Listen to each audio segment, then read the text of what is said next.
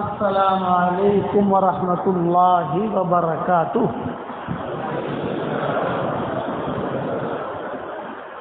نحمده ونصلی علی رسولہ الکریم، اما بعد۔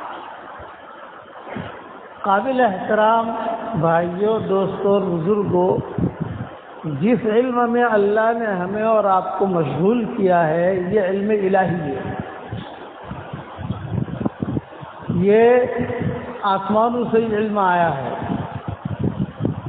اس کے اندر بنیادی چیز دو باتیں ہیں علم حاصل کرنے کے لیے، ایک ادب اور ایک طلب۔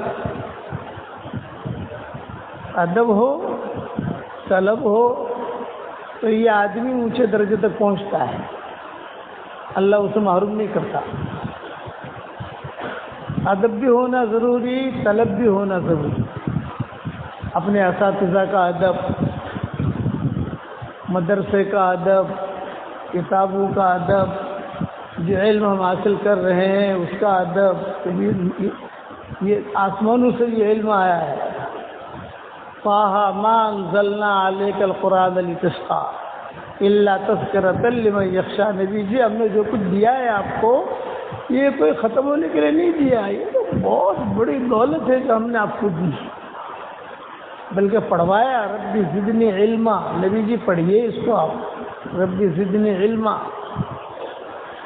اگر آدمی کے دل میں حقیقت طلب ہوتی ہے اور کوئی بھی خیر ہوتی ہے، میرے والد صاحب رحمۃ اللہ علیہ ایک بات فرماتے تھے، چائے پینے والوں کو چائے کی طلب ہوتی ہے، سگریٹ پینے والوں کو سگریٹ کی طلب ہوتی ہے، اخبار پڑھنے والے کو اخبار کی طلب ہوتی ہے، صبح اٹھتے ہی وہ اخبار دیکھے گا۔ اگر اتنی طلب بھی ہمارے دل میں ہدایت کی اور علم کی آ گئی تو اللہ ہمارا ہاتھ پکڑ لے گا، آگے بڑھائے گا۔ مدینہ منورہ میں ایک یہودی بہت بڑا تاجر تھا، ہیرو کا، اس کا نام تھا اسلم۔ یہ ایران جاتا تھا مدینہ منورہ سے، اور وہاں سے وہ زیادہ سامان نہیں لاتا تھا، ہیرے لاتا تھا، فیروزہ، عقیق، یہ پتھر لاتا تھا وہاں سے۔ اور اس کے ہاتھ میں کچھ اللہ نے ایسی چیز رکھی تھی کہ وہ آتے مدینہ منورہ آتے جو سارا سامان اس کا بک جاتا تھا۔ راستے میں شام پڑتا ہے، راستے میں جارڈن پڑتا ہے، کیونکہ ہمارا سفر ہوا ہے اس علاقے کا، اس پٹری پر ہم بہت چلے، تو آتے لوگ جو ہے اس سے لے لیتے تھے۔ میں کس پر سنا رہا ہوں کہ کبھی بھی ہمارے دل میں یہ بات نہ آئے کہ میں کیا کروں گا۔ اللہ کا قانون ہے، جس کے دل میں خیر ہوگی اللہ اسے خیر دے دے گا۔ اللہ اعلم حیث یجعل رسالتہ، اللہ جانتا ہے کس نے کیا کام لینا ہے۔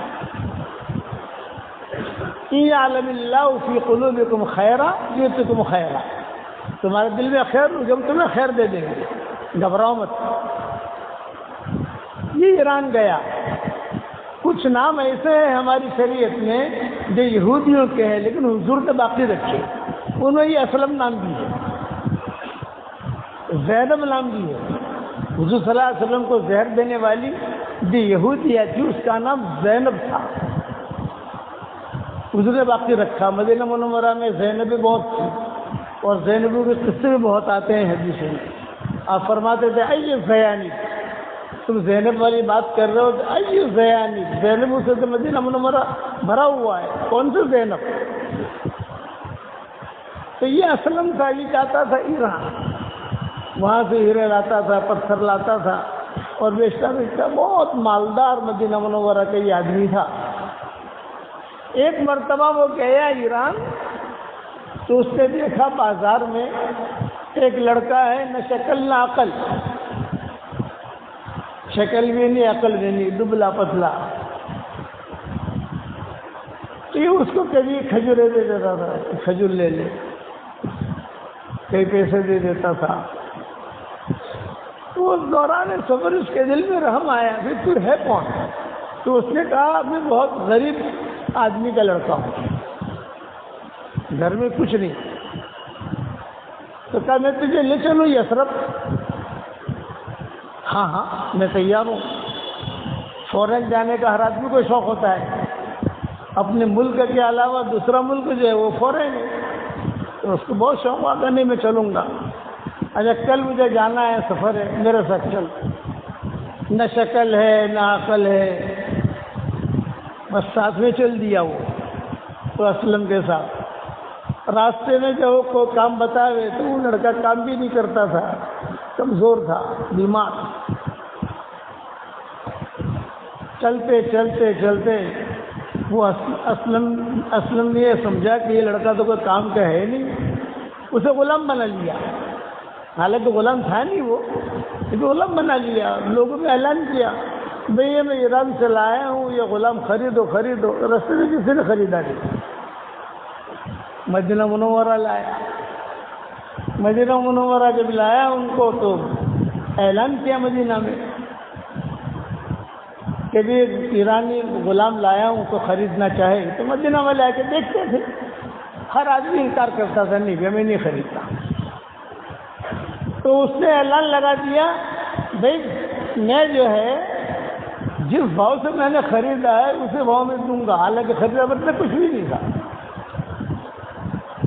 تو مدینہ والوں نے کہا کہ ہمیں نہیں چاہیے. پھر اس نے اعلان لگایا کہ فری لے جاؤ، کوئی پیسہ نہیں، فری.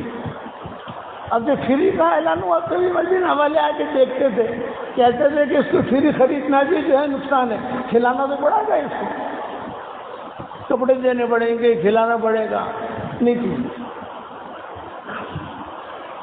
تو مدینہ منورہ میں ایک لڑکی تھی، اس کا نام تھا تثبیتہ. مالدار لڑکی، کماری، بازار میں آتی تھی روزانہ سامان خریدنے. وہ دیکھتی تھی اس کو تو پوچھتی تھی کہ تو ہے کون؟ تو میں بس وہ آدمی کھڑا ہے نا اسلم، اس کی تحویل میں ہوں. اب وہ اسلم جیسا تھا، وہ تھا دادا، بھاری بھرکم آدمی. تو کوئی اس کے منہ لگتا نہیں تھا. ارے اس سے کیا منہ لگے ہم.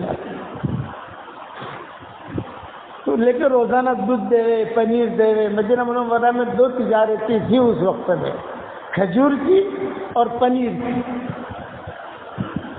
تو یہ فرمایا کہ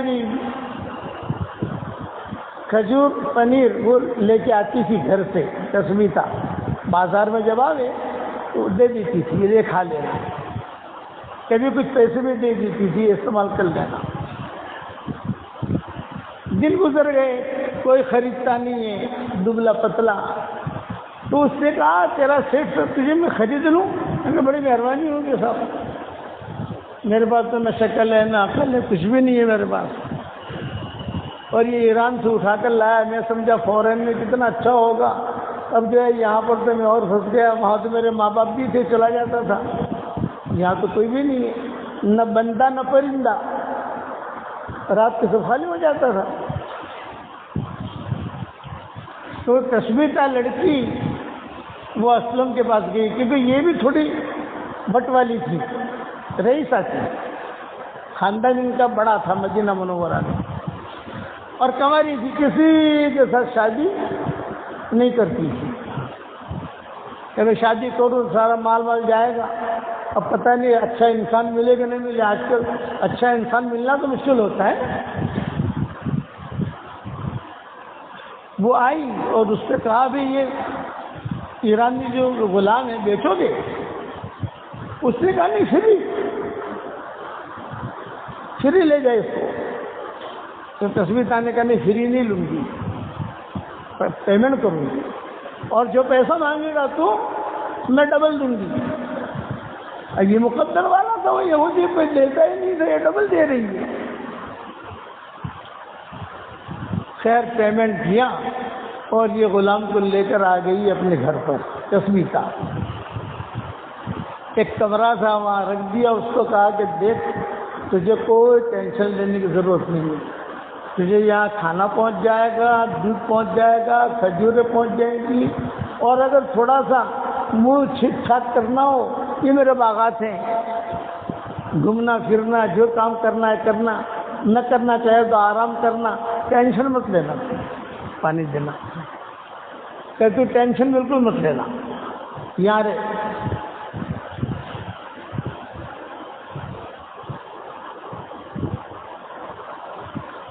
اب زندگی گزرنے لگی، میں کس پر سنا رہا ہوں کہ دین کے معاملے میں نہ شکل دیکھی جاتی ہے نہ عقل دیکھی جاتی ہے، اندر کی خیر دیکھی جاتی ہے کہ اندر خیر ہے کہ نہیں ہے، کہ دین کے معاملے میں چالاکیاں نہیں چلتی، کہ دین کے معاملے میں ہیرا پھیری نہیں چلتی۔ اب مدینہ منورہ میں مشہور ہو گیا کہ تثبیتہ نے کوئی لڑکا خریدا ہے، کوئی کام کا نہیں ہے، اور خریدا بھی ہے، رکھا بھی ہے، لوگ آ کر دیکھتے تھے یہ ایرانی لڑکا تو نے کیوں خریدا؟ میں جانتی ہوں، میں سمجھتی ہوں، تم جاؤ اپنا کام کرو، تم سے تو پیسہ لیا نہیں ہے میں نے خود اپنا پیسہ دیا ہے۔ مکہ مکرمہ میں ایک تاجر تھے حذیفہ، بڑے تاجر تھے، ان کی ایک تمنا تھی کہ میں مدینہ میں شادی کروں، یہ ان کی خواہش تھی۔ وہ آتے تھے مدینہ منورہ اس وقت میں، اور آج ابھی حضور صلی اللہ علیہ وسلم مدینہ منورہ تشریف نہیں لائے تھے، ابھی حضور صلی اللہ علیہ وسلم نے نبوت کا دعویٰ بھی نہیں کیا تھا، پیدا ہو چکے تھے آپ، لیکن حضور اللہ نے نبوت بھی اعلان کیا، یہ چیزیں نہیں تھیں۔ وہ مدینہ منورہ آتے تھے، بڑا پیسہ لے کر آتے تھے، کہتے تھے کہ مجھے جو ہے مدینہ کی لڑکی سے شادی کرنی ہے، مدینہ کی لڑکی بہت مضبوط ہوتی ہے۔ یہ ہمارے یہاں عربوں میں مشہور ہے کہ مکہ میں مرد غالی اور مدینہ میں عورت غالی۔ یہ ہمارا ماحول، کیونکہ ہم مدینہ منورہ میں رہتے ہیں، میری بیوی مدینہ کی ہے، تو وہ بہت مشہور ہے کہ مکہ مکرمہ میں ایک یہ غالی اور مدینہ میں ایک عورت غالی۔ تو وہ جو بڑے بڑے لوگ ہوتے ہیں وہ کہتے ہیں ہم مدینہ میں شادی کریں گے۔ یہ آتا تھا، دیکھتا تھا لڑکیوں کو، کوئی پسند نہیں آتی تھی، چلا جاتا تھا۔ ایک دن تصویرہ پر نظر پڑ گئی بازار میں، اس وقت میں لڑکیوں کو دیکھنے کے لیے بازار میں آتے تھے کہ کوئی لڑکی سودا لینے کے لیے آئی کیا۔ حضرت عبد المطلب کے جو والد تھے انہوں نے جو سلمہ سے جو نکاح کیا وہ بازار میں دیکھا تھا، وہ سلمہ کو بازار میں دیکھا تھا انہوں نے، اور نکاح کیا انہوں نے، کہا یہ لڑکی اچھی ہے مدینہ منورہ میں۔ اب کتابوں میں لکھا ہے کہ تصویرہ پر نظر پڑ گئی، تصویرہ کی نظر ان پر پڑ گئی، تو تصویرہ یہ سمجھ لیا کہ ہاں یہ آدمی ٹھیک ہے، اور یہ بھی سمجھ آتے تو پوچھا لوگوں سے حل ہی فارغہ، یہ پوچھتے تھے، یہ نہیں پوچھتے تھے کماری ہے کہاں رہتی ہے، یہ نہیں، یہ پوچھے حل ہی فارغہ، یعنی فارغہ ہے، کسی کے ساتھ اس کا نکاح تو نہیں ہوا ہے، تو مدینہ والوں کا نا یہ فارغہ، وہ رئیسہ فارغہ بھی ہے اور بہت مالدار بھی ہے، گھر کہاں ہے فلاں، تو یہ حذیفہ وہاں چلے گئے، وہاں جا کر کہا کہ دیکھو میں بہت مالدار آدمی ہوں، مکہ مکرمہ میں میری خواہش ہے کہ میں مدینہ منورہ کی کسی لڑکی سے شادی کروں، تو مجھے آپ کی بیٹی پسند آئی ہے، تو آپ کا کیا خیال ہے؟ تو انہوں نے کہا تصویرہ سے پوچھو، تصویرہ دوسرے کمرے میں تھی، تو تصویرہ نے زور سے کہا میں تیار ہوں، مشرک تھے، ابھی اسلام انہوں نے قبول نہیں کیا تھا، نکاح ہو گیا، شادی ہو گئی، بھائی مدینہ میں چٹ منگنی پڑ دیا، اور فوراً جو ہے رخصتی بھی ہو گئی۔ جب شادی ہونے لگی تو تصویرہ نے شرط لگائی کہ دیکھو بھی مال تمہارے پاس بھی ہے، مال میرے پاس بھی ہے، مکہ میں گھر تمہارے پاس بھی ہے، مدینہ میں میری بھی حویلی ہے، سب کچھ ہے، لیکن میں جہاں جاؤں گی یہ لڑکے کو لے کے جاؤں گی، ایرانی لڑکا۔ تو حذیفہ نے کہا کہ یہ اتنا کمزور ہے، کوئی شکل بھی نہیں، اپنے ساتھ اگر چلے تو اپنی بے عزتی ہو کہ کیسا لڑکا ساتھ لے کے گھوم رہے، بولو مت دیکھو یہ لڑکے کو لے کے جاؤں گی، اگر یہ شرط ہے تو میں نکاح کرتی ہوں ورنہ نہیں کرتی۔ حذیفہ نے کہا طیب اوکے کوئی بات نہیں، نکاح ہو گیا، رخصتی ہو گئی، سب کچھ ہو گیا۔ مکہ مکرمہ یہ قافلہ روانہ ہو گیا، اس میں حذیفہ بھی تھے اور یہ تثلیثہ بھی تھی اور یہ بچہ بھی تھا ایرانی۔ مکہ پہنچ گئے، مکہ مکرمہ پہنچ کر 1-2 سال میں حضور صلی اللہ علیہ وسلم نے نبوت کا دعویٰ کیا، تو سب لوگ دیکھنے آئے، ان میں یہ 3 بھی دیکھنے آئے حضور صلی اللہ علیہ وسلم کو، یہ 3 بھی آئے۔ انہوں نے دیکھا کہ ارے یہ تو اللہ کے نبی ہے، تینوں کے تینوں مسلمان ہو گئے۔ چلو اب حضور چونکہ مالدار تھے، وہ تثلیثہ بھی رئیسہ تھی، یہ بھی مالدار تھے حذیفہ جو ہے، اور یہ لڑکا بھی جو ہے یہ ہوشیار تھا، کوئی کمزور تھا بیچارہ، کوئی قبول صورت نہیں تھا، کسی کو بد صورت ہم نہیں کہہ سکتے، کیونکہ اللہ قرآن میں فرماتے ہیں هو الذی خلقکم وصورکم فاحسن صورکم، اس نے تم کو پیدا کیا ہے، تمہاری تصویریں بنائی ہیں، تمہاری صورتیں بنائی ہیں اور اچھے بنائی ہیں۔ اللہ جسے کہے کہ اچھا ہم اسے برا کہیں یہ مناسب نہیں، اور اتنا کہہ سکتا ہے کہ جو آنکھ کو نہ لگے وہ دل کو کیا لگے، قبول صورت نہیں ہے۔ تو یہ تینوں مسلمان ہو گئے۔ مسلمان ہونے کے بعد اب یہ حذیفہ کے لیے تو بہت آسان تھا، جب مکہ مکرمہ آنا چاہے تو مکہ میں تو اپنا گھر ہے، مدینہ منورہ جانا چاہے تو وہاں سسرال ہے، سسرال کیا یہ تثلیثہ کا ہی مکان تھا، اور یہ مکان ان کے پاس یہ مال کہاں سے آیا تھا تثلیثہ کے پاس اتنا زیادہ، وہ کبھی دوسرے سفر میں سنائیں گے انشاءاللہ۔ ابھی تو مختصر اتنا سنانا ہے کہ اللہ تعالیٰ کیسے اوپر لاتا ہے۔ اور یہ مکہ مدینہ مکہ مدینہ مکہ مدینہ کرتے رہے، یہاں تک کہ حضور صلی اللہ علیہ وسلم نے ہجرت کی۔ جب حضور نے ہجرت کی تو انہوں نے بھی ارادہ کر لیا بھی چلو حضور صلی اللہ علیہ وسلم کہتے ہم بھی مدینہ میں ٹھہرے، ہمارے پاس تو رہنے کی جگہ بھی ہے، کھانا بھی ہے، باغات بھی ہیں، جب عمرہ کرنا ہوگا تو مکہ مکرمہ آ جائیں گے، مدینہ یہ ترتیب چلتی رہی، یہاں تک کہ آپ صلی اللہ علیہ وسلم کے گھر بھی بن گئے۔ ایک مرتبہ رات کو حضرت عائشہ رضی اللہ تعالیٰ عنہ کی باری تھی اور حضور صلی اللہ علیہ وسلم انتظار میں تھے، لیکن حضرت عائشہ نہیں ہے۔ بہت الجھن کہ عائشہ کہاں رہ گئی، وقت وقت بیوی تو حاضر ہو جاتی ہے، اور حضرت عائشہ تو حضرت عائشہ تھی۔ چنانچہ کتابوں میں لکھا ہے کہ حضور صلی اللہ علیہ وسلم بھائی بیٹھے بیٹھے زور زور سے کہنے لگے عائش اویش، بیوی کا پیار والا نام رکھنا ہماری شریعت میں سنت ہے، لیکن دھمال والا نہیں۔ نام تھا عائشہ تو حضور کبھی عائش کہتے تھے، کبھی اویش کہتے تھے، کبھی عفیفہ فرماتے تھے، کبھی صدیقہ فرماتے تھے، کبھی حمیرہ فرماتے تھے۔ اب حضور آواز دے رہے، مائیں سن رہی ہیں کہ آج عائشہ ہے نہیں گھر میں، کہاں گئی؟ مائیں آئیں، حضرت بھی عائشہ نہیں آئی، کافی وقت ہو گیا، کہاں ہے عائشہ؟ ادھر ڈھونڈا ادھر ڈھونڈا، حضرت عائشہ ملی نہیں، ٹینشن اور بڑھ گیا۔ حضرت فاطمہ ڈھونڈنے کے لیے نکلی، حضرت فاطمہ جو ہے حضرت عائشہ سے بڑی تھی، ڈھونڈنے کے لیے نکلے حضرت عائشہ، پھر دکھائی نہ دے۔ ارے صدیق اکبر سے کہا، ام رومان سے کہا کہ آپ کے گھر میں تو عائشہ نہیں ہے، ان کرنا تو گئی کہاں؟ یہ باتیں سب چل رہی تھی، اور کچھ مجمع گھر والوں کا تو جمع بھی ہو گیا، اور حضرت عائشہ کو ڈھونڈ رہی تھی، اتنے میں حضرت عائشہ روتی ہوئی ہے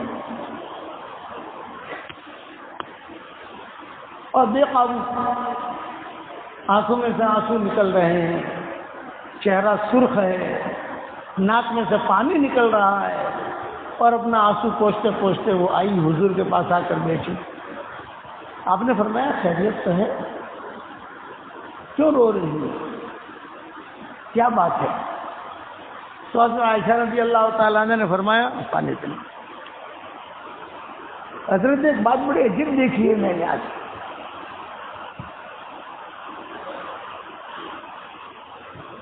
آپ نے فرمایا کیا دیکھا تم نے؟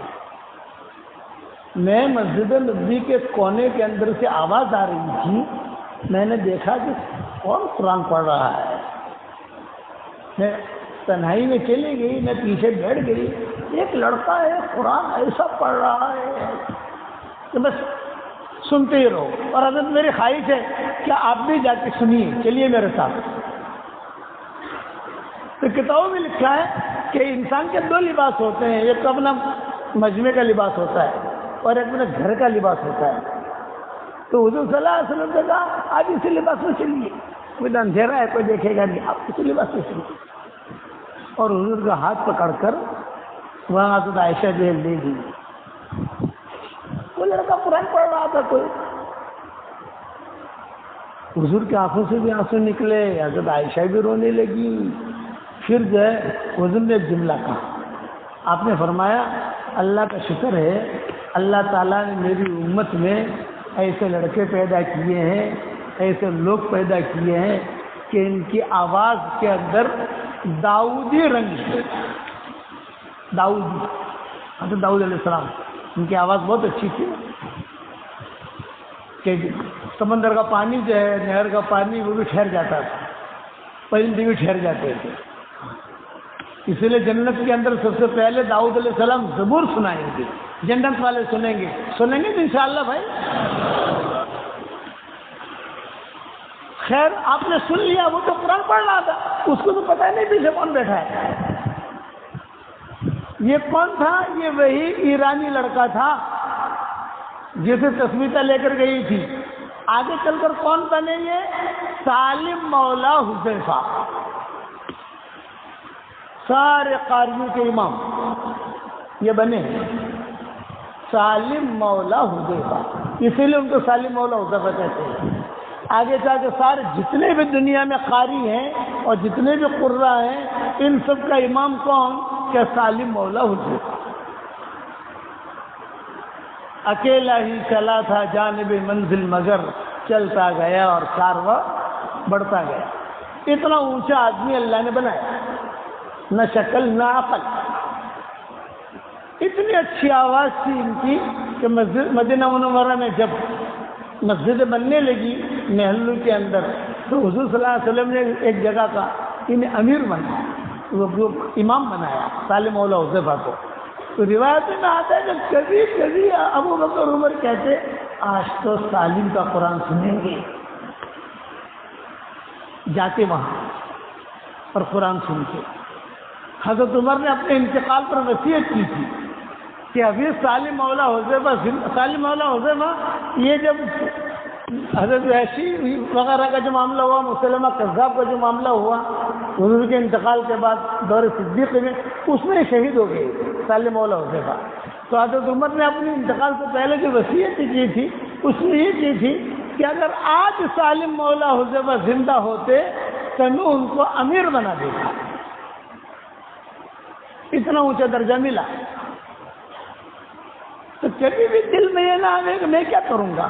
اچھا یہ سارا ثواب کس کو ملے گا؟ تسمیتہ کو ملے گا. وہ خیر کے لیے ذریعہ بن گئی. اخیر تک تسمیتہ اور اخیر تک یہ حذیفہ ان کا نکاح رہا کہ دونوں کسی جگہ جا رہے تھے. اب لمبا قصہ ہے, کئی بیان کریں گے انشاءاللہ. ان کی موت بھی عجیب ہے.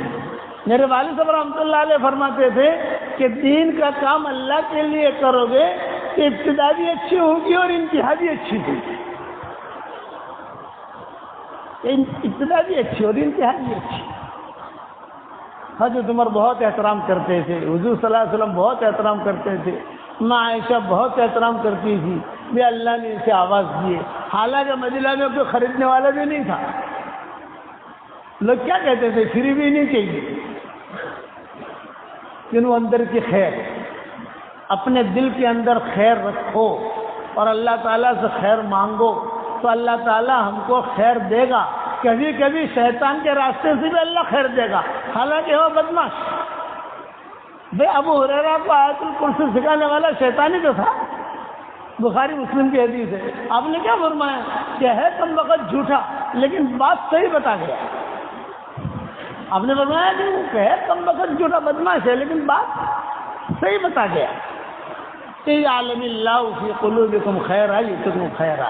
علم آدمی حاصل کرے، مجاہدے کے ساتھ حاصل کرے اور پڑھتا رہے، ادب کے ساتھ حاصل کرے اور پھیلانے کی نیت سے حاصل کرے، تطبیق کرے۔ تطبیق، میں نے پڑھا اب میں اس پر عمل کروں گا، میں نے پڑھا اب میں اس پر عمل کروں گا۔ کسی زمانے میں عورتیں بڑے بڑے عالمائیں ہوتی تھیں، مرد بڑے بڑے علماء تو ہوتے ہی ہوتے تھے، لیکن عورتیں بڑے بڑے عالمائیں ہوتے تھے۔ بہت بڑے محدث گزرے ہیں، کتابوں میں لکھا ہے کہ وہ روزانہ اپنے درس دیتے تھے اپنے طلبہ کو، رات کو گھر آ کر ان کی ایک ہی بیٹی تھی اور بیوی، دونوں کو صبح والا درس یہاں دیتے تھے، تو ہوتے ہوتے ہی بیوی بھی عالمہ بن گئی اور یہ بیٹی جو ہے یہ بھی عالمہ بن گئی۔ اب یہ جب جوان ہوئی، اس زمانے کی عالمائیں جو ہیں متقیہ ہوتی تھی، تقویٰ ہوتا تھا ان کی زندگی میں۔ تو باپ نے آہستہ سے کہا بیٹی سے کہ بیٹا اب دیکھو تم جوان ہوئی ہو، قرآن لکھنا شروع کرو۔ اس زمانے میں ترتیب یہ تھی، بچی جو جوان ہوتی تھی تو ان سے قرآن لکھواتے تھے، اپنے ہاتھ سے قرآن لکھنا شروع کرو۔ تو 2 پارے ہوتے تھے، 3 پارے ہوتے تھے، مانگا آ جاتا تھا، دے دیتے تھے، روانہ کر دیتے تھے، کہتے تھے گھر جا کر یہ قرآن پورا کرنا، یا پورا قرآن، یعنی پورا قرآن لکھتے لکھتے قرآن پورا ہونے سے پہلے پہلے ان کی شادی ہو جاتی تھی۔ مدینہ منورہ میں ایک مکتبہ ہے، عزیزی ہے، ہمیں ساتھی لے گئے تھے وہاں اس قسم کے کلمے میں اس کا بہت بھرے ہوئے ہیں۔ تو میں نے پوچھا جو ذمہ دار تھے، بولے یہ ان لڑکیوں نے لکھے ہیں جو ان کی باپو نے کہا تھا اپنے ہاتھ سے قرآن لکھنا شروع کرو۔ پھر کسی کے 5 پارے ہوئے، کسی کے 10 پارے ہوئے، تو اس لڑکی کا نام، اس کے باپ کا نام، کون سے سال میں لکھا گیا ہے یہ، پھر وہ لڑکی کیا بنی، کس سے اس کا نکاح ہوا، وہ سارا جو ہے مقدمے میں لکھتے ہیں، ابھی بھی ہے۔ اگر کوئی دیکھنا چاہے تو شاید وہاں پہنچ نہیں سکتا، اس کے لیے بہت واسطوں کی ضرورت پڑتی ہے۔ اللہ نے ہمیں پہنچا دیا، ہم پہنچے، ہم نے دیکھا سارا۔ یہ حسین بھی ساتھ تھا، یاد ہے نا؟ ہاں، یہ ساتھ تھا ہمارے، یہ بجے قسم کے قرآن لکھے ہوئے، بہت انہوں نے اکرام کیا۔ شامی ہے وہ، شامی سعودی، پاسپورٹ ان کو جو ہے مل گیا ہے سعودیہ کا، اور انہوں نے یہ قرآن جمع کیے۔ یہ محدث صاحب نے اپنی بیٹی سے کہا، بیٹی کا نام فاطمہ تھا، نے کہا بیٹی فاطمہ اب تم جوان ہوئی ہو، مانگے آئیں گے، تم قرآن لکھنا شروع کرو۔ بیٹی نے ہاں نہ کچھ بھی جواب نہیں دیا۔ اب ٹھیک ہے، معروف ہو گیا کہ بڑی زبردست عالمہ ہے، تو شہزادوں کے پیغام آئے، حرم شریف کے ائمہ کے پیغام آئے، مدینہ کے بڑے بڑے علماء کے پیغام آئے، لیکن لڑکی ایک ہی بات کرتی تھی، مجھے شادی نہیں کرنی، مجھے نکاح نہیں کرنا۔ یہ محدث اور ان کی بیوی یہ کہتی ہے کہ بیٹا ایسا چلے گا، یہ تو خدا کا نظام ہے، اب منع کر، اب استخارہ کرو، جو تمہارے دل میں آئے۔ اس نے کہا ابا میں نے ابھی تک شادی کے بارے میں، نکاح کے بارے میں استخارہ ہی نہیں کیا، مجھے کرنی ہی نہیں ہے، یہ کہتی تھی۔ ابا ناراض ہوئے، ایسا تو نہیں چلے گا بیٹا۔ تو لڑکے نے شرط لگائی، اچھا اب آپ میرے ساتھ نکاح کروانا چاہتے کسی کا، میں ایسے عالم کے ساتھ نکاح کروں گی جو مجھ سے بڑا عالم ہو، عالم منی،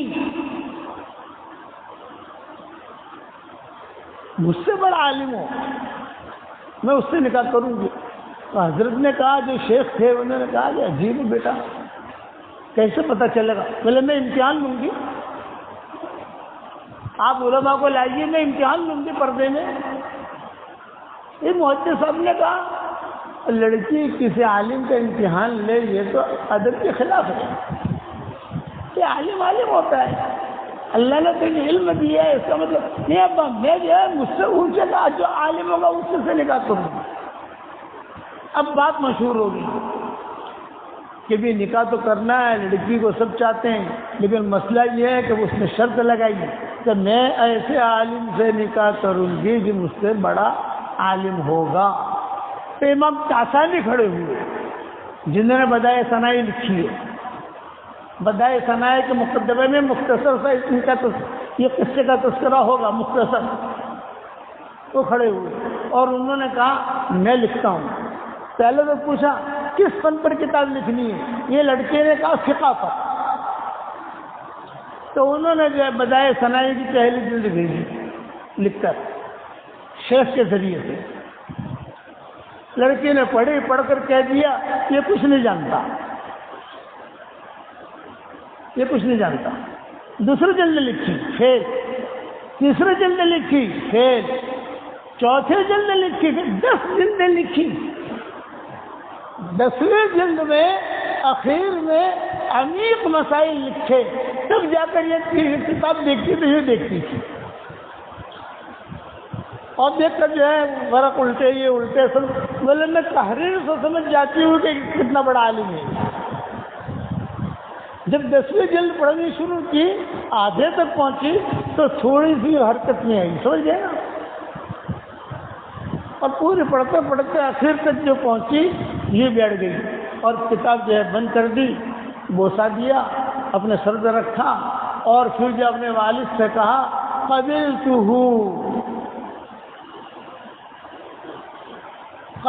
میں نے طے کر لیا اسی کے ساتھ نکاح کروں گا۔ امام کاسانی کے ساتھ نکاح ہوا ان کا۔ بدائے ثنائی تو سب لوگ جانتے ہیں کہ سب جگہ کتب خانوں میں ادھر ادھر مشہور ہے۔ اب یہ امام کاسانی کی دو عزتیں ہوئی، ایک تو یہ لڑکی نکاح میں آئی فاطمہ، اور ایک خود بڑے عالم تھے، سب جگہ چرچے ہوئے، ارے سنا وہ فاطمہ کا نکاح تو کاسانی کے ساتھ ہوا، کاسانی کے ساتھ ہوا۔ یہ حج میں گئے امام کاسانی، جب امام کاسانی حج میں گئے تو امیر مکہ جو تھا اس سے لوگوں نے کہا کہ کاسانی آئے ہیں، تو امیر مکہ خود ملنے آیا امام کاسانی سے اور کہا جب آپ یہاں آئے ہیں 5 وقت کے حرم شریف کی نماز آپ کے ذمہ، اور مکہ کے بڑے چیف جسٹس آپ، بہت بڑا درجہ مل گیا۔ تو امام کاسانی نے وہاں قیام کر لیا، اور قیام کرنے کے بعد حج بھی کیا، شاہی حج، فقیر آدمی اور شاہی حج ہوا، اور پھر جو 5 نمازیں جو یہ پڑھاتے تھے امام کاسانی، اور چیف جسٹس بن گئے۔ تو انہوں نے فاطمہ کو بھائی حتیم میں بیٹھے ہوئے خط لکھا امام کاسانی نے کہ مجھے تو یہاں امام بھی بنا دیا گیا ہے اور میں چیف جسٹس بھی بن گیا ہوں، میں نے تو یہاں کا قیام کا سوچ لیا ہے۔ جب فاطمہ نے خط پڑھا تو خط کو پھاڑا نہیں، خط کے پیچھے لکھا کہ تم حنفی امام کیسے ہو۔ امام ابو حنیفہ نے کہا ہے مکہ مکرمہ کا زیادہ قیام نہیں کرنا چاہیے، اس لیے کہ یہ ارادے پر بھی پکڑ ہوتی ہے۔ مدینہ میں اگر تم رہتے تو کچھ بات سمجھ میں آتی تھی، لیکن تم نے مکہ کا قیام کیا، یہ میرے بالکل سمجھ میں نہیں آتا، کیسے حنفی ہو تم۔ یہ جب خط پہنچا ان کے پاس یہ سمجھ گئے، فجر کی نماز پڑھائی، فجر کی نماز پڑھانے کے بعد بھاگ گئے، نکل گئے کہ فجر اور ظہر کا وقت لمبا ہوتا ہے، تو ظہر میں امام ہی نہیں، پورے مکہ میں حرم میں ہو گئی، ارے امام کہاں گیا، ارے امام کہاں گیا۔ ہمارے یہاں مدینہ منورہ میں ایسا ہی ہوا تھا ایک مرتبہ، فجر کی نماز میں امام آئے ہی نہیں، حالانکہ یہ لوگ کرتے ہیں، یعنی نائب رکھتے ہیں کہ یہ نہ آوے تو یہ آ جاوے، یہ نہ آوے یہ آ جاوے، لیکن ایک مرتبہ کچھ ایسی چوک ہوئی کہ کوئی کسی کو خبر دے ہی نہیں سکا، اور حرم شریف میں ہم سب بیٹھے ہوئے ہیں اور سب گھڑیاں دیکھ رہے ہیں کہ یار آج کوئی ٹھکانے پر نہیں، امام جو آنے والا ہے وہ تو آیا نہیں، کسی کو کہتے کیا نہیں، میری گاڑی خراب ہو گئی، میرا یہ ہو گیا، میرا یہ ہو گیا۔ آتے آتے کبھی راستے میں حادثہ ہو گیا، کیونکہ ہر لوگ تو بیٹھے نہیں رہیں گے، کوئی نہیں آیا، اور سورج غروب ہونے میں تقریباً سورج طلوع ہونے میں 15 منٹ باقی۔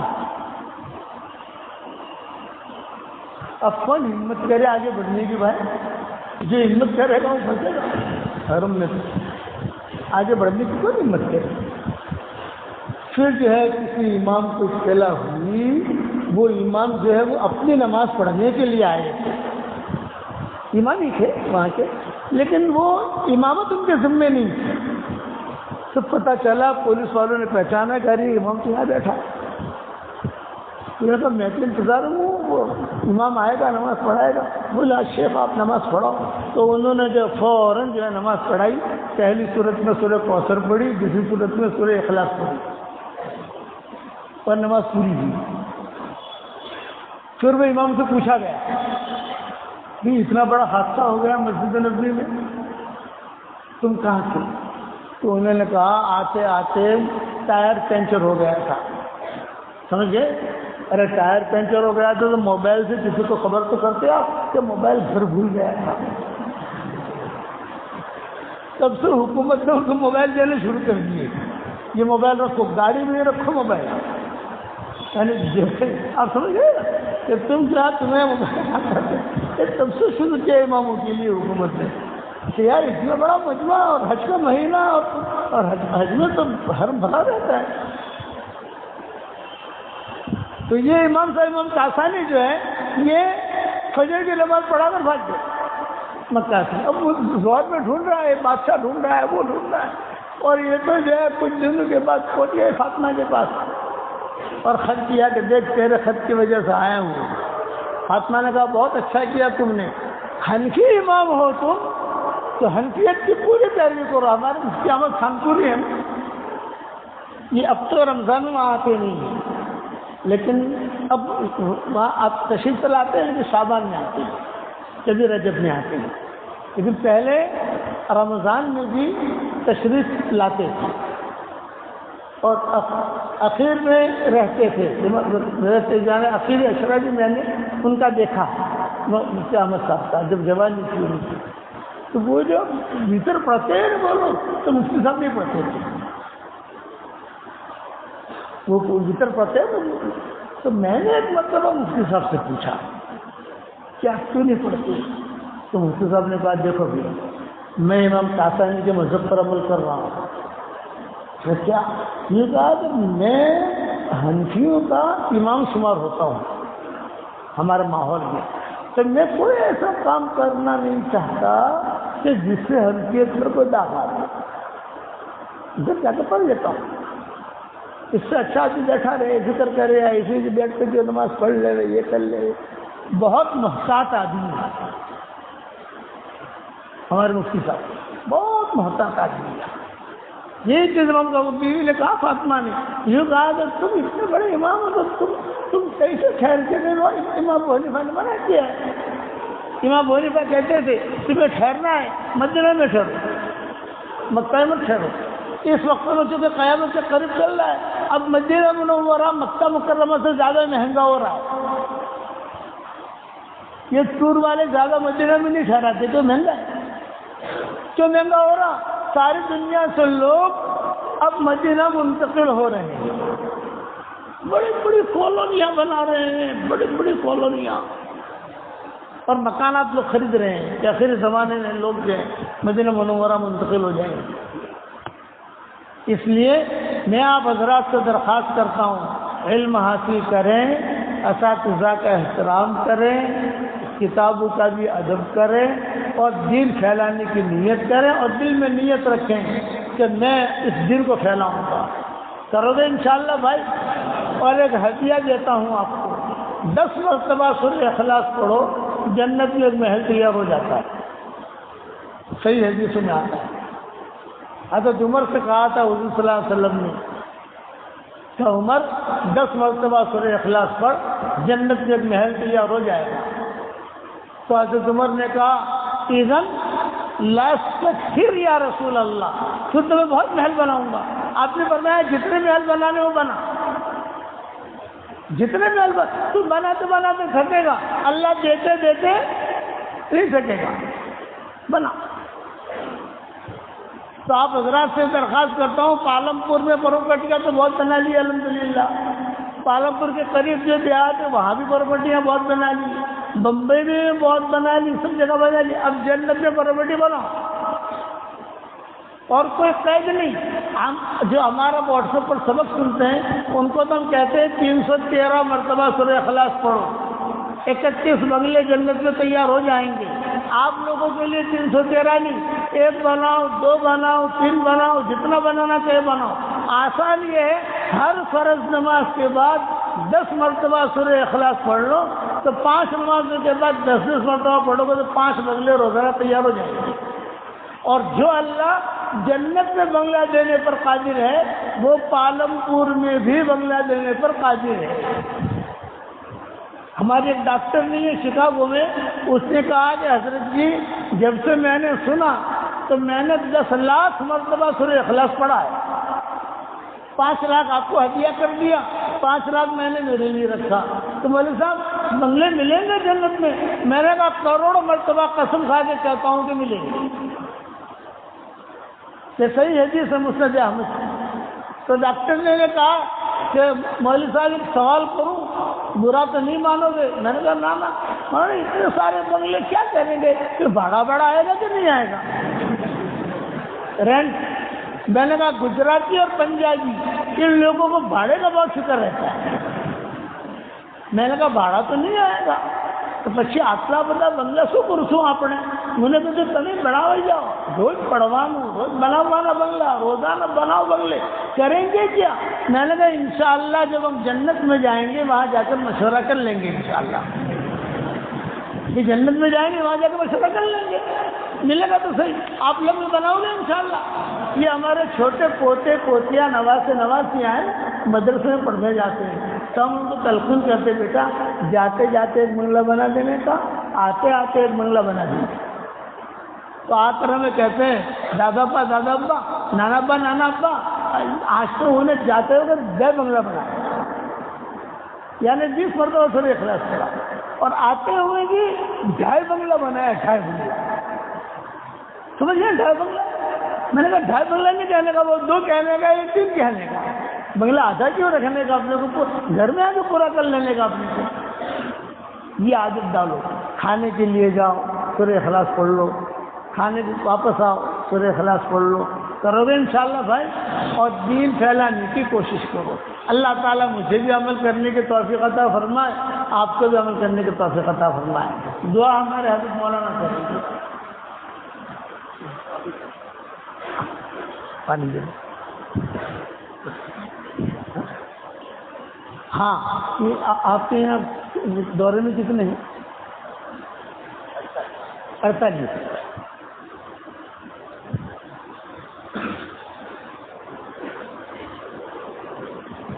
میری ایک عادت ہے، میں جہاں مدرسے میں جاتا ہوں تو دورے کے طلباء کو ایک ہدیہ دیتا ہوں، داغیل جاؤں، ہاسوڑ جاؤں، کفلیٹا جاؤں، ترکیشور جاؤں۔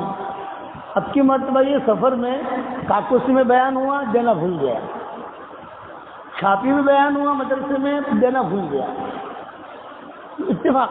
حالانکہ میں داخل جاتا ہوں تو وہاں تو مستقل پہلے سے کہہ دیتے ہیں کہ 110 طلباء ہیں، 115 طلباء ہیں، یہ تو ان کو سب کو ایک تسبیح میری ہدیہ دیتا ہوں۔ میری تسبیح ہے جاندار، شاندار، مالدار، دیندار، ایماندار، یہ تسبیح۔ اس کا نام کیا ہے؟ جاندار، شاندار، مالدار، دیندار، یہ 4 نام رکھے تو ہم نے۔ داخل سمیت وہ نام اور ملا، تم نے کہا ایماندار بھی رکھ دو اس کا نام، چلو میں نے کہا ایماندار۔ یہ ہم اسے کہتے ہیں برکتی تصویر، یعنی کیا بچے جو ہوتے ہیں جب دورے میں طلبہ ہوتے ہیں تو ان کے لیے ہم دیتے ہیں تو یہ یادگار رکھتے ہیں کہ دورے کے جو طلبہ ہیں یہ ہمارا سرمایہ ہے، اب سال لگائیں گے، کسی جگہ جا کر امام بنیں گے، کسی جگہ۔ اور ایک نصیحت کرتا ہوں، اللہ کے راستے میں سال آپ لگائیے جیسی آپ کی سہولت ہو، لیکن جہاں پر بھی آپ جاؤ قرآن کی تفسیر شروع کرو۔ بھلے ایک آدمی بیٹھے، بھولنا مت اس کو. کوئی بات کوئی کہے آج سے شروع کروں، میرا نام لینا. اب سمجھے آپ، ایک آدمی بیٹھے اس کے سامنے قرآن کا ترجمہ تھوڑا سا 5 منٹ کا ہو، کوئی مسئلہ نہیں ہے. آہستہ آہستہ آہستہ آہستہ جب کارواں بڑھتا رہے گا. آج ہمارا قافلہ اور ہمارا مجمع قرآن سے دور ہو گیا غفلتوں کی وجہ سے. قرآن تو اصل ہے، ہاں بہت بڑا ہمارا قافلہ غافل ہو گیا. یعنی میں میری بات بتا رہا ہوں. حضرت مولانا آپ تعجب کرو گے، حرم شریف میں بیٹھا ہوا میں قرآن شریف کا ترجمہ کر رہا تھا ایک کونے میں، اور ایک صاحب آئے بمبئی کے تھے، بہت پرانے ساتھی. السلام علیکم. وعلیکم السلام. جو مسافر کی اسٹائل ہوتی ہے محبت کی، ماشاء اللہ ماشاء اللہ ماشاء اللہ. میں نے ان سے کہا کہ ذرا آہستہ سلام کرو، حضور قریب ہے. لا ترفعوا اصواتکم. وہ میرے کاغذات تھے تفسیر کے، وہ قرآن کے ترجمے کے، تو وہ میں دیکھ رہا تھا. مول صاحب کیا کر رہے ہیں یہ صاحب، یہ کیا ہے؟ کیا یہ میرے ساتھ قصہ ہوا ہے، میں کسی اور کا قصہ بیان نہیں کر رہا ہوں، میرے ساتھ یہ کیا ہے؟ میں نے کہا میں قرآن کا ترجمہ کر رہا ہوں. کیا فائدہ؟ کیا فائدہ؟ یہ مجھے کہہ رہے ہیں ترجمے تو بہت ہیں، کیا فائدہ؟ میں نے ان کو کہا نہیں، میں ذرا تھوڑا آسان کر رہا ہوں، مطلب سمجھ جائے. اس لیے کہ جب مولانا تھانوی رحمۃ اللہ علیہ کا ترجمہ ہے میں خود نہیں سمجھ پاتا، یعنی مجھے سمجھ میں نہیں آتا تو عام آدمی کیا سمجھے گا. انہوں نے کہا کیا فائدہ؟ تب سے میرے دماغ میں یہ آیا کہ کہاں جا رہے ہیں. ایک قصہ تو میرے ساتھ یہ ہوا. دوسرا قصہ میرے ساتھ یہ ہوا کہ یہ دونوں قصے جو ہیں ایک دوسرے کے رشتے دار ہیں، ابھی بھی زندہ ہیں، اپنی حالت بدل گئے، تو کوئی اس طرف ہے کوئی اس طرف ہے، جو بھی ہے. تو میں نے ان سے کہا کہ دیکھو آپ کی مستورات جماعت میں جاتی ہے، بہت اچھا ہے ماشاءاللہ، اور جو بھی ہماری تعلیم ہوتی ہے بہت اچھا ہے، لیکن میری ایک بات یہ ایک نصیحت کرتا ہوں کہ آپ کے مستورات سمجھدار ہے تو اپنے گھر کے اندر معارف الحدیث بھی رکھو، صرف مطالعے کے لیے. تعلیم نہیں کرنی، تعلیم کا کہو گے تو لڑائی ہوگی، تو اپنے وہ نہیں کرنا. لیکن معارف الحدیث مولانا منظور نعمانی رحمۃ اللہ علیہ کی ایسی کتاب ہے کہ انہوں نے بہت آسان آسان آسان کر کے دل کو سمجھایا ہے. تو ہم صرف ہماری کتابوں پر نہ ٹکے، تھوڑا سا اپنے گھر میں عورتیں پڑھیں، تھوڑا تھوڑا بچیاں پڑھیں. تو انہوں نے مجھے کیا جواب دیا، مول صاحب جب ہمارے گھر میں تو تبلیغی کتاب کے علاوہ کوئی کتاب داخل ہی نہیں ہونے دی. یہ جو قصے میرے ساتھ ہوئے، اب میں کون ہوں؟ مرکز کا بیٹا. میں کون ہوں؟ تبلیغ کا بیٹا. میں کون ہوں؟ مولانا عمر صاحب کا بیٹا. ساری دنیا الحمدللہ اس اعتبار سے پہچان کی ہے. تب سے پھر میں نے ترجمے کرنے شروع کر دیے. قرآن کے ترجمے ہمارے کئی آ گئے الحمدللہ رب العالمین. لفظ بلفظ ترجمہ بھی آ گیا، یہ بھی حضرت سے دعا کروائی ہم نے. 15 میں ہمارا ترجمہ آ گیا، 13 میں ہمارا ترجمہ آ گیا، 7 میں ہمارا ترجمہ آ گیا. یہ میرے ساتھ جو قصہ ہوا ترجمہ کرنے کا کیا فائدہ؟ اللہ قرآن تو اصل ہے. میرے والد صاحب رحمۃ اللہ علیہ فرماتے تھے قرآن تو اصل ہے، اسی سے ساری چیزیں نکلی ہیں. جو بھی کتابیں نکلی ہیں، بخاری میں جو نکلی ہے تو قرآن سے نکلی ہے. قرآن کو کیسے چھوڑ سکتے ہم؟ اس لیے آپ سے درخواست کرتا ہوں کسی کی بات سننا مت.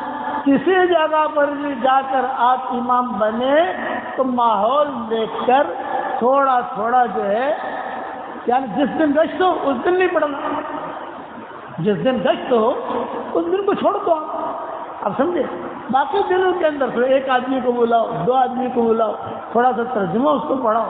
آپ کو تھوڑا ٹائم پر وہ ہوگی کیا بھائی یار کیا کروں، تو آتا تو نہیں، آپ فکر نہ کرو. دور ہے منزل مقصود مگر ہے تو صحیح، راہ کٹ جائے گی تو عزم سفر پیدا کر.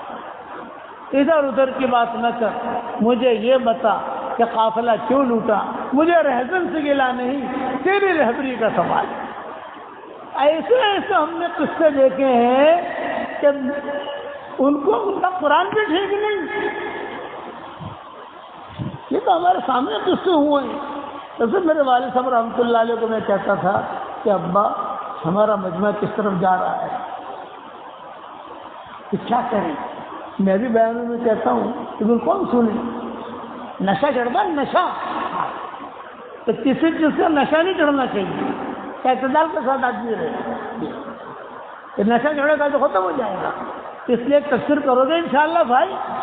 اور ہمارا ترجمہ الحمدللہ بہت آسان ہے، ریاض القرآن بہت آسان کر کے لکھا ہے میں نے۔ ایک قصہ صرف سنا دوں میں، مولانا زبیر صاحب رحمۃ اللہ علیہ بیمار تھے، ہسپتال میں تھے، میں اور ہمارے محسن صاحب ہم مولانا کی عیادت کے لیے گئے، دونوں ٹیکسی میں واپس آ رہے تھے، تو محسن صاحب نے، پرنسپل محسن ہمارے مرکز کے بڑے ذمہ داروں میں تھے، انہوں نے مجھے کہا بھی بولے یونس کھوئے نظر آتے ہو، کچھ سوچ رہے ہو؟ میں نے کہا محسن صاحب سارا قرآن کا ترجمہ ہو گیا، ایک آیت کا ترجمہ میں آسان کرنا چاہتا ہوں لیکن ہوتا نہیں ہے، سارے ترجمے دیکھ لیے کہ یہ سب کو جملہ مل جائے، یہی میں بڑا پریشان ہوں کہ اس آیت کا ترجمہ۔ اور محسن صاحب میں نے جو ترجمہ کیا ہے، میرے دو بیویاں ہیں، ایک تو تمہارے گاؤں کی ہے یعنی یو پی کی ہے، اور ایک ہماری ممنوعی ہے، تو میں ترجمہ کر کے دونوں کو کہتا تھا بھائی تو سمجھی گے نا، آپ سمجھی گے نہیں، تو وہ کہتی تھی میں سمجھ گئی، یہ ممنوعی کہتی تھی میں نہیں سمجھی، بھائی مسلمان تو یہ بھی ہے۔ اور آسان کرو بھائی، اور آسان کرو، اب سمجھے تم؟ ہاں اب ہم جی کہ اللہ سے کام آ گئے۔ میں نے کہا اس طریقے سے میں نے ترجمہ پورا کیا ہے، اور مقدمے کے اندر میں نے لکھا ہے کہ اب بھی اگر قرآن کا ترجمہ نہیں پڑھو گے تو حشر کے میدان میں یہ مت کہنا کہ کسی نے اتنا آسان کر کے نہیں دیا تھا، یہ مت کہنا اتنا آسان کیا ہے۔ تو میں نے محسن صاحب سے کہا کہ سب مکمل ہو گیا الحمدللہ، ایک آیت کا جو ہے ترجمہ ابھی تک وہ یو پی والی سمجھ گئی ہے، یہ ممنوعی نہیں سمجھی، بھاگل کی لڑکی سمجھ جائے سمجھ لو تو سب سمجھ جائے، میوات کی لڑکی سمجھ جائے، میوات کی، ہمارے یہاں میوات آتے تھے لوگ، ہمارا مرکز میں میواتی بہت ہوتے تھے، تو میواتی کو بلاتا تھا میں، اور میواتی کو بلا کر کہتا تھا چچا یہ پڑھو اس کو، اب وہ جو چشمہ نکال کر اور اپنا منہ صاف کر کے قرآن نہ تو پہلے قرآن پڑھو، پڑھتے ترجمہ پڑھو، ترجمہ پڑھتے تھے، یہ پورا صفحہ تم سمجھ گئے؟ وہ میواتی کہتا تھا سمجھ گیا، اللہ کیا کہنا چاہتا ہے۔ میں نے کہا میں نے ایسا ترجمہ پورا کیا ہے، اب ایک آیت کا ترجمہ نہیں مل رہا ہے، میں سوچ رہا ہوں کیا کروں، جس نے لکھا ہے وہی ڈال دوں، سب نے بھیج دیں گے۔ محسن صاحب نے کہا بتاؤ تو صحیح کون سے آیت کا ترجمہ نہیں مل رہا تمہیں؟ بڑے پڑھے لکھے تھے محسن صاحب، پرنسپل تھے شبلی کالج کے۔ میں نے کہا قرآن میں ہے فَإِذَا بَرِقَ الْبَصَرُ، اور سب نے ترجمہ کیا ہے آنکھیں چندھیا جائے گی، آنکھیں خیرہ ہو جائیں گی۔ اب یہ یو پی والے تو سمجھ رہی ہے، وہ ممنوع نہیں سمجھ رہی ہے، چندھیا جائے گی تو شو، آگے خیرہ ہو جائے گی اتنا شو۔ میں نے کہا یار یہ مجھے محسن صاحب نے کہا فکر نہ کرو، مجھے پان کھلاؤ، پان، کوئی کام ہوتا تھا وہ ان کو پان کھلاتے تھے، مجھے پان کھلاؤ، تو پان کی دکان تھی، بھائی پان، انہوں نے جب پان کھایا، پان کھانے کے بعد کہا کاغذ قلم نکالو، کاغذ قلم نکالا، بولے لکھو۔ میں نے کہا کیا لکھو؟ پہلے تو ہوں ایسا سوچتے رہے، ایسا ہاں اب لکھو، اب اتریے، ان کا جملہ تھا، اب اتریے اللہ کی طرف سے لکھو، جب آنکھیں پھٹی تو پھٹی رہ جائیں گی، یہ کہا حشر کے میدان میں جب یہ دیکھے گا آدمی ارے یہ کیا ہو گیا، فَإِذَا بَرِقَ الْبَصَرُ، تو میں نے فَإِذَا بَرِقَ الْبَصَرُ کا ترجمہ میرے ترجمے میں یہی کیا ہے، جب آنکھیں پھٹی تو پھٹی رہ جائیں گی، یہ کیا ہو گیا، کمال ہو گیا۔ میں نے کہا محسن صاحب کام ہو گیا میرا. میں کہا میرا بھی کام کرنا ہے. وہ تھوڑا سا مذاقی تھے. تو میں نے کہا انشاءاللہ آپ کا بھی کریں گے. پہلے دعا کرو کہ اللہ اسے قبول کرے. اتنی محنت کر کے کیا ہے. آپ لوگ جو پڑھو گے انشاءاللہ ریاض القرآن نام ہے, پہلے اسٹور پر آ رہا ہے. ساری دنیا میں لوگ اس کو پڑھنا شروع کر دیا. میں تو سکتے طلبا علماء. اب تو بڑے جو لوگ اعتراض کرتے تھے نا, ارے ترجمہ کرنے کا کیا فائدہ. وہ ابھی ملے تھے 2-3 مہینے پہلے ہمیں بمبئی میں ہی ملے تھے. انہوں نے کہا بہت اہتمام سے آپ کا ترجمہ میں پڑھ رہا ہوں. ارے تم تو منع کرتے تھے نہیں یار, بولے ہماری غلطی تھی. اب سمجھ نہیں آئی. آپ لوگ تفسیر کرو گے انشاءاللہ. جب پڑھ رہے ہو مدرسے میں اساتذہ سے پڑھی ہے تو فائدہ اٹھاؤ, کرو گے نا. اس کو چھوڑنا مت. قرآن اصل ہے, قرآن اصل ہے. حشر کے میدان میں یہ قرآن نہ کہے کہ انہوں نے مجھے چھوڑ دیا تھا. اگر قرآن نے کہہ دیا انہوں نے مجھے چھوڑ دیا تھا, وہ آدمی ہلاک ہو گیا. کرو گے انشاءاللہ. اللہ عمل کرنے کو توفیق عطا فرمائے. اب 48 تسمیح میں ہمارے مفتی زید کو دے دیتا ہوں انشاءاللہ. 48 ہے نا, تو آپ جو ہے ان کو تقسیم کر دینا طلبا کو. پانی بعد میں دے دینا. ہاں بس 48 طلبا ہیں.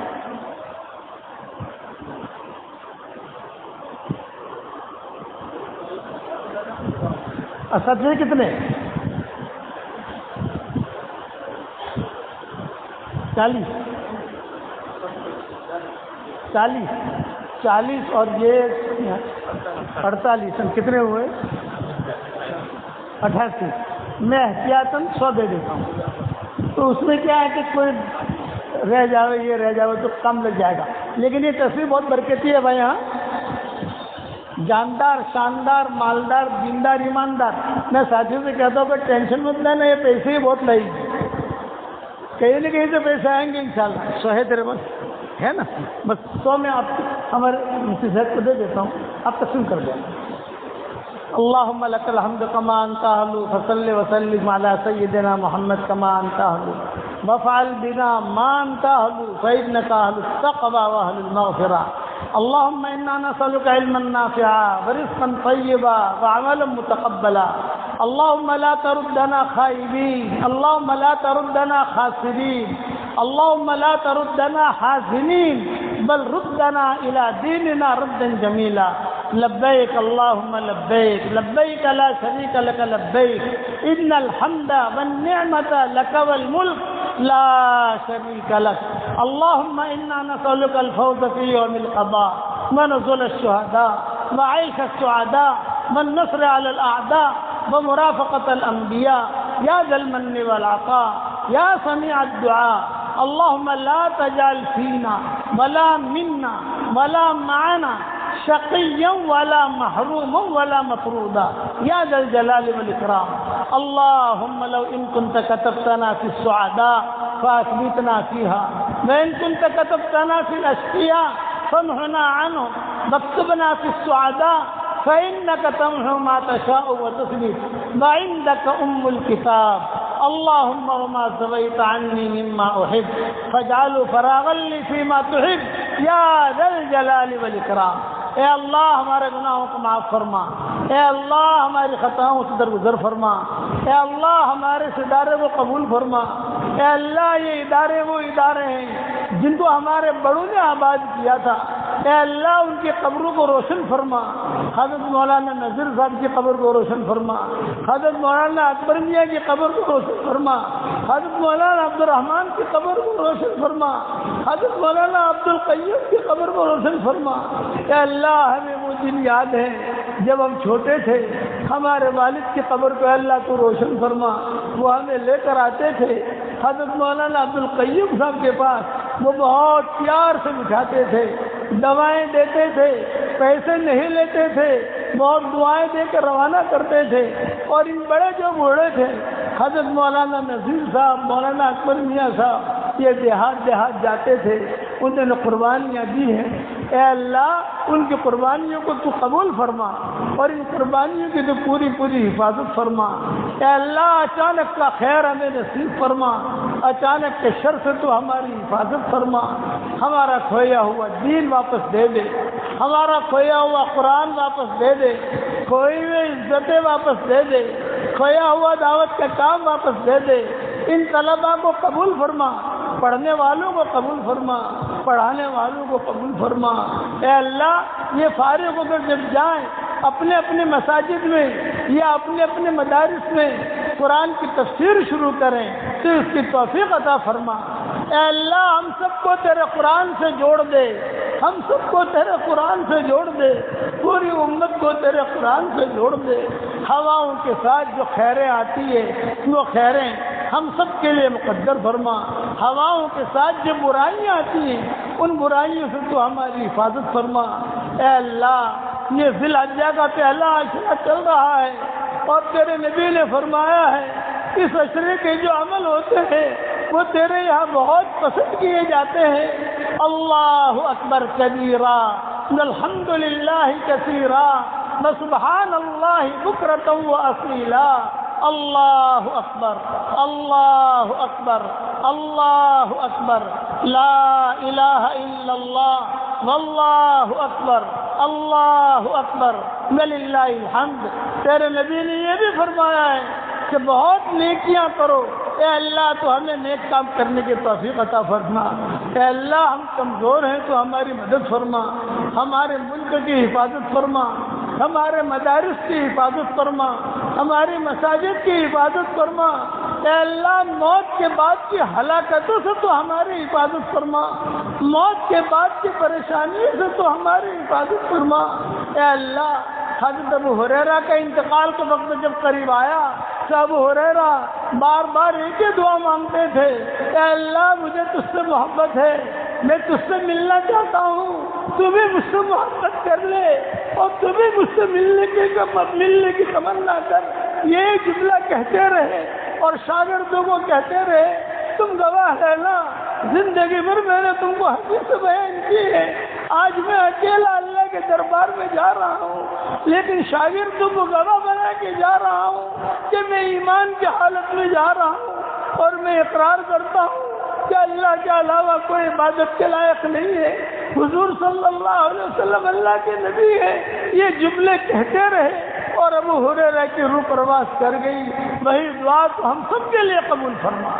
اے اللہ جس نے بھی مجھے دعاؤں کے لیے کہا ہو یا دعاؤں کے لیے خطوط میں لکھا ہو یا جن کا ہم پر کسی قسم کا حق اور احسان ہو یا جو مجھے اپنی دعاؤں میں یاد کرتے رہتے ہوں، مائیں بہنیں بیٹیاں بہویں مجھے اپنی دعاؤں میں یاد کرتی رہتی ہوں، میری ساری دعاؤں میں ان کا پورا حصہ عطا نصیب فرما۔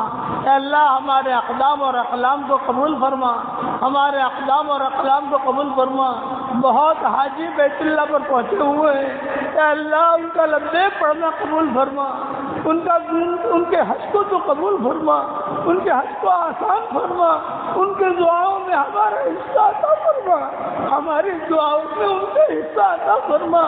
اے اللہ ہماری دعاؤں میں ان کا حصہ عطا فرما، ان کی دعاؤں میں ہمارا حصہ عطا فرما۔ اے اللہ ہر فرد امت کو دونوں چوکھٹوں کا نور عطا فرما، ہر فرد امت کو دونوں چوکھٹوں کا نور عطا فرما۔ اے اللہ تیرے نبی کو اس امت سے بہت محبت تھی، تیرے نبی نے اس امت کو اپنا بھائی بہن بنایا ہے۔ اے اللہ حضرت ابوبکر سے کہا تھا میرے بھائیوں کو سلام کہنا، صدیق اکبر نے کہا تھا السنا اخوانک یا رسول اللہ، کیا ہم آپ کے بھائی نہیں ہیں؟ تو تیرے نبی نے کہا تھا لا بل انتم اصحابی، تم تو میرے ساتھی ہو، میرے بھائی بہن وہ ہیں جنہوں نے مجھے دیکھا نہیں ہے اور میری بات پر لبیک کہہ کر کھڑے ہو جاتے ہیں۔ آج تیرے نبی کے بھائی بہن بہت پریشان ہیں، اے اللہ عربوں میں پریشان ہیں یا ہندوستان میں پریشان ہیں، اے اللہ امت کی شام کو تو صبح سے بدل دے، اس امت کی اجتماعی انفرادی پریشانیوں کو دور فرما دے۔ اے اللہ ہم نے جو مانگا وہ عطا فرما، مانگنے سے رہ گیا وہ عطا فرما۔ میری اس دعا پر دنیا بھر میں جہاں کہیں آمین کہیں جائے ان کی جائز مرادوں کو بھی پوری فرما اور اپنے فضل و کرم سے ہماری دعاؤں کو قبول فرما۔ تیرے نبی نے جتنے خیر کے لائن کی دعائیں مانگی ہیں وہ ساری کی ساری ہم سب کے لیے مقدر فرما. جن شرور سے پناہ چاہیے ان شرور سے تو ہماری حفاظت فرما اور اپنے فضل و کرم سے ہماری دعاؤں کو قبول فرما. سبحان ربنا رب العزت عما یصفون وسلام علی المرسلین والحمد للہ رب العالمین.